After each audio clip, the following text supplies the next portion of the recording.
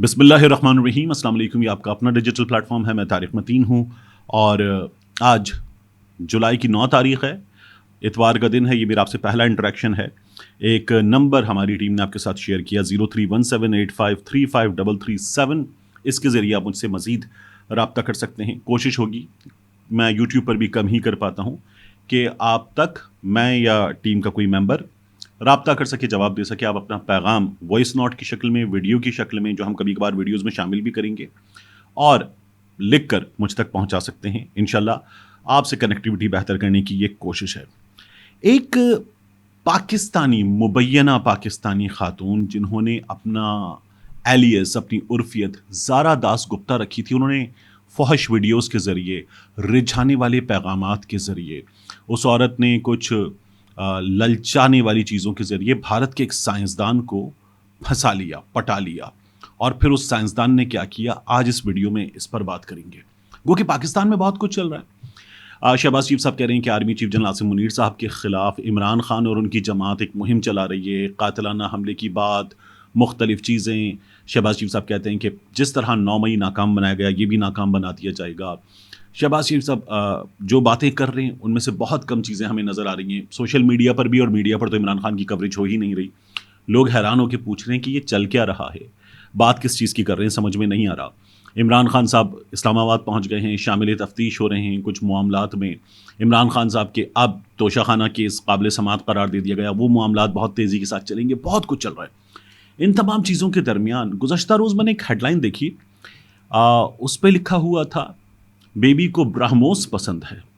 अब ये जो फिल्म सुल्तान का गाना है, उस गाने को एको करती हुई, उस गाने को याद दिलाती हुई एक लाइन थी। समझ में नहीं आया कि मामला क्या है, माजरा क्या है। लेकिन अब जब खबरें मजीद आ रही हैं, मैंने कोई 6-7 बड़ी भारतीय वेबसाइट्स खंगाली कि इस मामले को जानूं।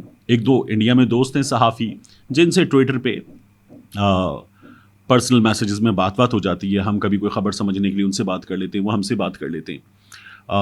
या कोई नंबर अगर किसी का चाहिए होता है कुछ मामले को समझने के लिए, किसी चीज़ के लिए, तो वो एक्सचेंज हो जाता है। तो उनसे भी मैंने समझने की कोशिश की कि ये मामला, ये माजरा है क्या। तो माजरा है क्या, इसकी बात करते हैं। मैंने कुछ नोट्स बना लिए और वो नोट्स जो है वो मैं आपके सामने रख देता हूँ कि ये हुआ क्या है। वैसे तो हम पठान में या एक था टाइगर टाइप की फिल्मों में देखते हैं ना कि भारतीय खातून या पाकिस्तानी खातून, भारत का मर्द, और छा गया चीता, चीते ने उड़ा के रख दिया, पता नहीं क्या कुछ नहीं कर डाला। लेकिन असल ज़िंदगी में क्या होता है देखिए। भारत में जो महाराष्ट्र की पुलिस है, यानी जिस स्टेट का मुंबई है, उसकी पुलिस ने, इंसदाद दहशतगर्दी स्क्वाड ने एक चार्ज शीट दाखिल की है। उस चार्ज शीट में इल्ज़ामात की उस फहरिस्त में ये बताया गया है कि एक मुबैना पाकिस्तानी एजेंट हैं। अब इन्होंने अपना नाम रखा हुआ था ज़ारा दास गुप्ता। इन्होंने भारतीय साइंसदान से कुछ बहुत अहम मालूमात निकलवा ली हैं। इसमें पता क्या चल रहा है, DRDO, defence research and development organisation, भारत में इसके ये साइंसदान हैं। इनका नाम है प्रदीप कुरुलकर। इन्होंने पाकिस्तानी इंटेलिजेंस ऑपरेटिव ज़ारा दास गुप्ता, जिन्होंने प्रदीप भाई साहब को ये बताया कि वो यूके में हैं, यूके में बेस्ड हैं, और उन्होंने प्रदीप को व्हाट्सएप पर चैट पे फंसा लिया। अब ये प्रदीप भाई साहब जो हैं, ये 50 से ऊपर की कुछ एज के साहब हैं, और ये पुणे में, भारत में जो पुणे है, वहाँ की DRDO लैब में डायरेक्टर के ओहदे पर काम करते हैं। तो इनके खिलाफ अब अदालत में जो इल्ज़ामात दाखिल किए गए हैं, उसमें ये पता चल रहा है कि कुरुलकर ने एक डिज़ाइनर और टीम लीड के तौर पर कई फौजी इंजीनियरिंग आलात और जो सिस्टम्स हैं उनको तैयार करने में, डिज़ाइन करने में अहम किरदार अदा किया है। यानी ये बड़ा आदमी है, ठीक है। और इसने जो चीज़ें तैयार की उनमें hyperbaric chamber, high pressure pneumatic system, mobile power supplies, मुख्तलिफ programmes, ADARs, Nirbhay subsonic cruise missile system, Prahaar इनका एक मिसाइल है वो, और फिर उसके बाद XR-SEM, ये मुख्तलिफ चीज़ें हैं, इनके मिसाइल लॉन्चर्स तैयार किए हैं। अब हुआ यह है कि ये ऑफिशियल सीक्रेट एक्ट के तहत गिरफ्तार हो गए हैं। इस वक्त ये जुडिशल कस्टडी में है, यानी अदालत ने कहा है कि इसको रखो तफ्तीशी इदारों को और इससे मालूमात निकलवाओ। अब इल्ज़ामात क्या हैं कि ज़ारा दास गुप्ता ने इनके साथ व्हाट्सएप पर वॉइस और वीडियो कॉल के ज़रिए राब्ता किया, बार बार किया। ये शुरू हुआ सिलसिला जून 2022 में और दिसंबर 2022 तक जारी रहा। फिर प्रदीप ने फरवरी में ज़ारा दास गुप्ता को ब्लॉक मार दिया, फरवरी में, यानी कोई 6-7 महीने ये चैट करते रहे, वीडियो चैट, सेक्सटिंग इनके दरमियान होती रही। उसके बाद उसने फरवरी में ब्लॉक मार दिया। ब्लॉक क्यों मारा था? तो ज़ारा दास गुप्ता ने ये बताया कि ये बरतानिया में रहती है, एक सॉफ्टवेयर इंजीनियर है और इसने अपनी वॉइस नोट वीडियोस के ज़रिए कुरुलकर से रब्ता किया, प्रदीप से। तफ्तीश के दौरान ज़ारा का जो आईपी एड्रेस है वो इंडियन ऑफिशियल्स के मुताबिक, उनके दावे के मुताबिक पाकिस्तान का निकला। अब इस उनके दावे के मुताबिक पाकिस्तानी एजेंट ने दीगर चीज़ों के अलावा जो ब्रह्मोस लॉन्चर है, वो ड्रोन, यूसीवी अग्नि missile launcher, military bridging system, इनके हवाले से खुफिया और हसास मालूमात जो हैं वो हासिल की हैं प्रदीप से। प्रदीप ने बाज़ चीज़ें बाकायदा अपने सिस्टम से उठा के ज़ारा दास गुप्ता को पहुंचाई। कुरुलकर ने DRDO, defence research and development organisation, इसकी खुफिया और हसास मालूमात को अपने ज़ाती फ़ोन में महफूज किया और फिर ज़ारा के साथ ये मालूमात शेयर कर दी। जो इंसदाद दहशतगर्दी डिपार्टमेंट है इनका, वो ये बताता है कि मुताद्दिद प्रोजेक्ट्स जो इंडिया के हैं उनके बारे में प्रदीप ने बात की।